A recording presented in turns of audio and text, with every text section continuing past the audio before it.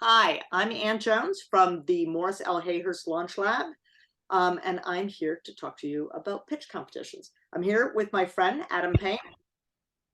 And Hello.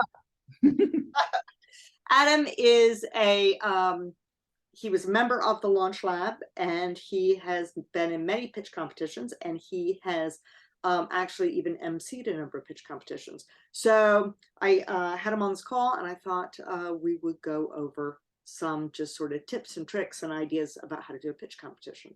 So sorry about my slides. So the number one thing about pitch competitions I like to remember is, why am I doing it, right? What's in it for me? Yes, you want to win a pitch competition. Am I right, Adam? Absolutely. It feels good. It does feel good. However, there are many other things you can get out of it. You can really understand like where your idea connects and where it doesn't. And you can highlight, it can highlight questions that you haven't considered, right? When you're out there, what people don't get or what people ask questions about, that can really help point your business in the next direction. Am I right? Totally. And I mean, I think I've seen firsthand. Sorry. I've seen firsthand that like even the people that don't, win funding in the pitch competition, they are making connections with some of the judges or some of the people in the audience and really getting resources to move on to the next stage. Cool. Hey, I fucked up a little bit. Can we pause? Hi, I'm Ann Jones. I'm a business coach at the Morris L. Hayhurst Launch Lab. And I am here with my friend Adam to talk about pitch competitions. Adam, tell me a little bit about yourself. Yeah, so hi, I'm Adam. I was a member of the Launch Lab team for 5 years. I just graduated from my master's in digital marketing communications, but in my time with the Launch Lab, not only did I help plan a number of pitch competitions, I also participated in a few and am currently participating in a few statewide competitions, and I also emceed a few. So I feel like I've seen the pitches from all different angles, which is nice. Absolutely. This guy knows a thing or two. So one of the things, Adam, when I think about pitch competitions, and like I said, you've been in so many, is that first, like, what's in it for me?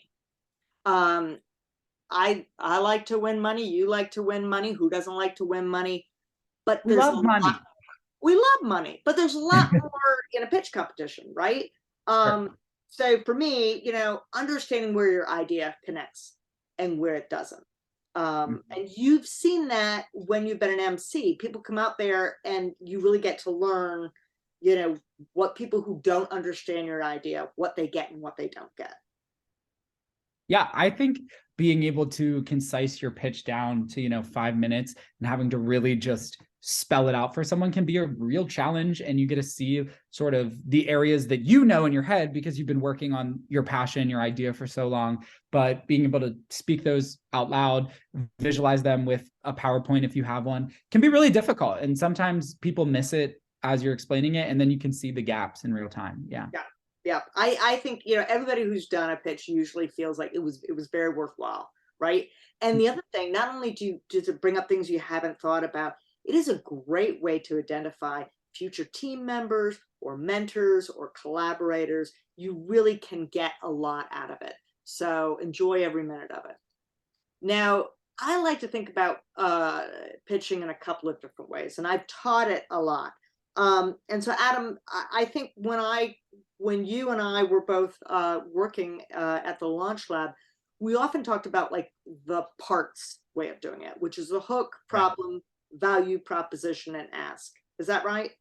Yes. Yeah. That's how I learned how to do it. Yeah, and I think that works really well.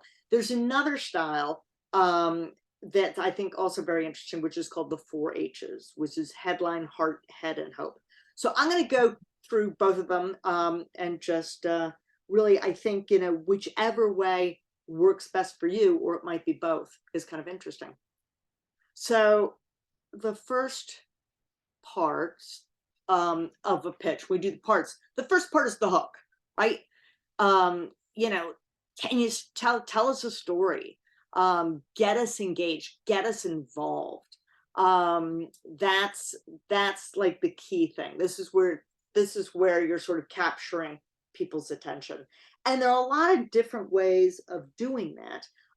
And I would say do what works best for you, right? So Adam, you've seen some crazy hooks in your time in different pitch competitions, right?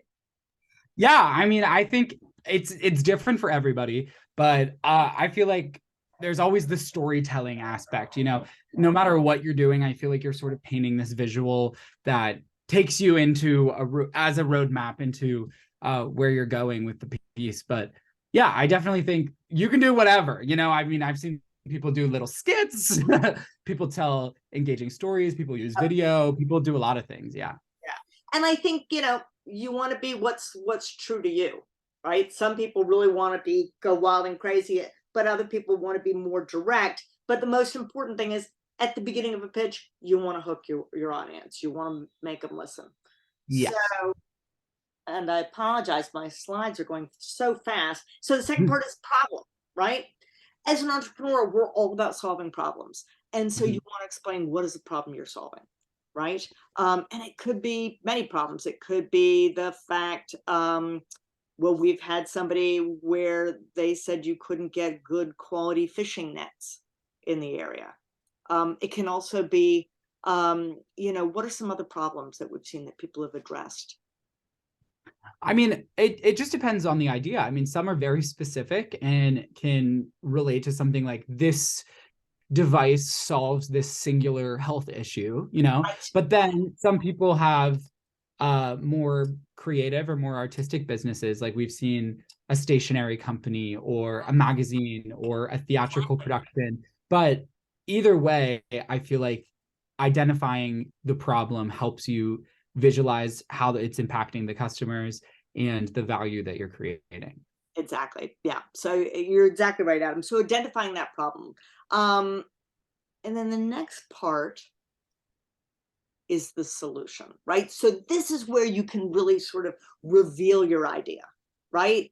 This is Right. where you sort of say, this is who I am in my hook. This is a problem I've identified and why it's so important. And here's why my business or my idea is addressing this or can address this. And this is also the time when you're doing the solution to also talk about why you. Why should you or your business be the one to deliver this solution? And with pitch competitions, it's so much that they are investing in you as a person just as much as the business. Right. I think they really care about your story. And I think what this was one of the hardest parts for me to figure out was the value proposition, because you don't want to just define sort of the features of your business and why this business has these different things, but more so the benefit that it is providing for the customers. And I think that's really important to understand, because then you're selling something beyond just a product or a business. You're selling this real benefit to them. Absolutely. So the final part of the parts way of looking at pitches is the ask, and this is where you tell the judges, what do you want, right? So if you're gonna have an ask, you want to be specific. Don't just say, give me money. Have an understanding of what you need money for and how you're going to use it. And here's something that's kind of interesting. You may find that you need to move your business forward. You're going to need $100,000. However, you're in a pitch competition, which is going to offer you $10,000. Yeah. So you want to make sure you make that very clear. This is our vision. This is our vision, and this is where we're going. But with $10,000, it will take us to this step, which gets us on the right path, right? So know what you want to know, what you need, ask for what you need, and be very clear and fit within what's being offered at that time. Make Yeah. sense? Yeah, no, definitely. I think a lot of times you'll have like a software idea or an app or something Yeah. that requires just tons of capital to get off the ground. But I think the people that succeed are the ones that identify, well, I need all this money, but if I have $5,000 or $2,000, then I can build a website or put a lot of effort into marketing or so and so. I think being specific is clear that you understand your business model. Absolutely. Yeah, absolutely. Okay, so now I'm going to talk about the 4 H's. And this is a different way of looking at the pitch. But I think it matches in many ways, and I think it's a really cool way of thinking about it. So, it begins with the first H, which is headline, right? You want to be able to get your idea across in about 7 words, right? So, Airbnb, stay with locals, not in hotels, right? The movie Jaws, great white shark terrorizes seaside town. Make sure, can you and work to bring what you're offering down to a short phrase, something that will let me know, wow, I'm interested and this is what I'm going to hear. And sometimes if you get stuck, I like to think about analogies. We had somebody who was doing something for horses, and she said, this product, it's like a Swiss Army knife for Yeah. your tax set. So think about analogies, think about ways that you can shorten that headline down and make it really clear. So the next part is the heart. And this is where you can sort of tell me your origin story. Like, how did you get to this idea? And this is where you can really use those words, those emotional words to get me engaged. You want your audience to feel something, and you want to have them want to be part of the solution. And it might be that they're feeling excited and they want to jump on board, or they can understand the pain that a customer might go through, and they want to be, there to help you solve and take away that pain. But this is where you really work on building empathy. And it is certainly a challenge, right? Because oftentimes we want to tell a heart-wrenching story, but at the same time, we don't want our audience to be sort of in a puddle on the ground. So Right. it takes practice. Am I right, Adam? Yeah. Yeah, I agree. I think like this personalization aspect not only like it illustrates your problem and introduces your solution well, but it also, just from a listener's perspective, kind of gets you. It engages you in a deeper way, which is good. Exactly. Yeah. So now the next part, the next H is head, right? This is the part where you want to share the facts, the analytical Mm. stuff. How does this thing work? How much does it cost? Who are your competitors? What does the customer actually do?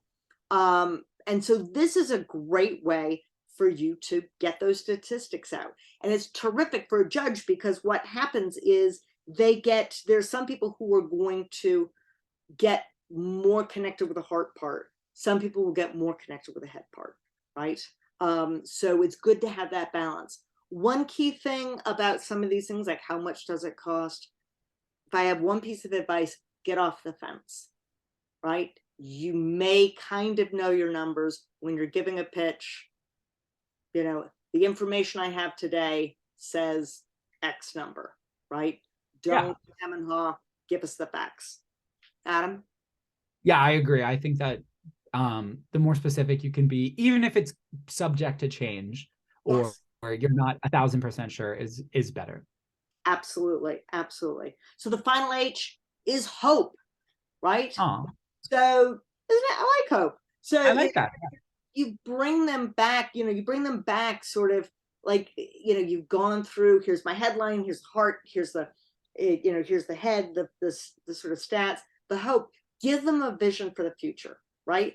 Let them see how their support is going to have a positive impact now and a positive impact going forward, right?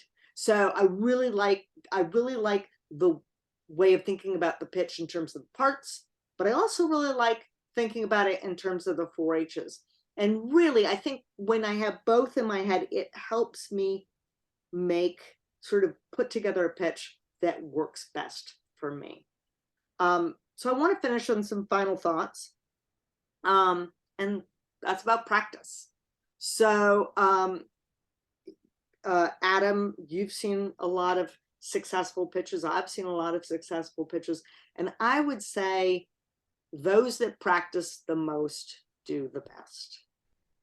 Yeah, for sure. I mean, I've seen some really excellent ideas that suffer because they don't have a super polished speaker and don't have a solid pitch. It's not memorized, or they're fumbling through it. They aren't used to public speaking because they haven't practiced enough. And it's really hard to engage with just the quality of the idea and not the quality of the speaker. And at the same time, I've seen some ideas really, really excel just because their lead presenter was excellent, you know? Yeah. And it's one thing you said about memorizing. Here's one thing that I would say for most of you: know your pitch, say it enough so you don't have to say it from rote memory. The best Yeah. the best pitcher is someone who said it so many times that in the moment they can sort of, pick up the vibe of the room, maybe make a reference to something that had happened that day. But you can't practice inside your head. Practicing means you have to say it out loud. Put a timer on. It's another total rookie mistake. If it's a 5-minute pitch, it ends at 5 minutes. Much better to go a little bit shorter than to go over, because most of these pitch competitions, they will cut you off. And then finally, have your friends around. They don't have to give you feedback. Just having an audience in front of you while you're practicing can make a big difference. And if you can, bring your friends along to whatever pitch competition you have. There is nothing like knowing that you've got a friendly face in the room. And so with that, my friendly face, Adam, thank you so much for being here. You're so welcome. So good luck to you, Adam, on all your pitch competitions, and to everyone else who's seeing this. Thanks so much. Pitch well.